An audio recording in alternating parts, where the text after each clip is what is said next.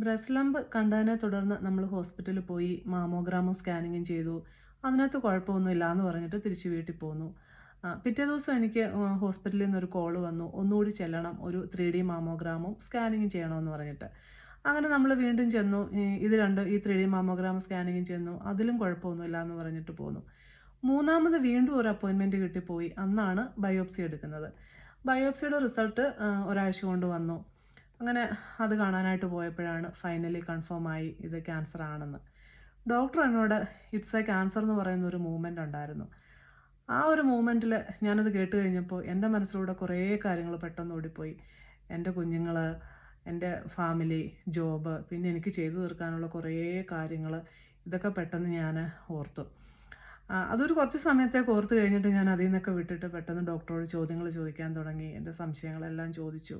അപ്പോൾ ഡോക്ടർ ട്രീറ്റ്മെൻറ്റിൻ്റെ കാര്യങ്ങളൊക്കെ പറഞ്ഞു. എൻ്റെ ഫ്രണ്ട്സ് എൻ്റെ കൂടെ ഉണ്ടായിരുന്നു. ഞങ്ങൾ ഓരോ കാര്യങ്ങളായിട്ട് ചോദിച്ചറിഞ്ഞു. അപ്പോൾ സർജറിക്ക് പല ഓപ്ഷൻസ് ഉണ്ട്. അതിപ്പോൾ തീരുമാനം എടുക്കണ്ട.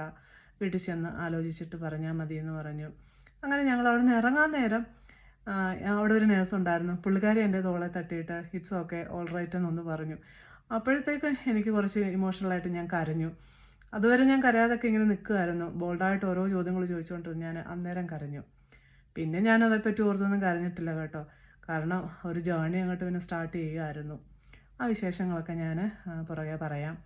പിന്നെ എൻ്റെ ചാനലൊന്ന് സബ്സ്ക്രൈബ് ചെയ്ത് എല്ലാവരും ഹെൽപ്പ് ചെയ്യണം. Thank you.